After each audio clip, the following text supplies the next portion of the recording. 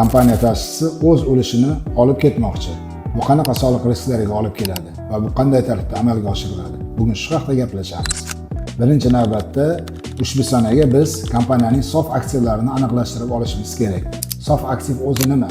Sof aktiv bu sizning aktivlaringiz hisobidan o'z majburiyatlaringizni to'laqonli to'laganingiz va yopganingizdan so'ng ixtiyoringizda qoladigan aktivlar qiymatidir.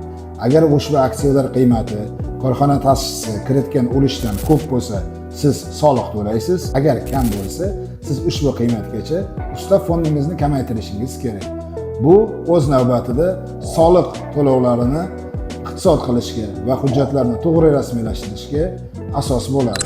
Agar sizda shunday holat yuzaga kelsa, bizga murojaat qiling. Biz sizga to'liq ma'lumot va konsultatsiya berishga tayyormiz. Bizni kuzatishda davom eting.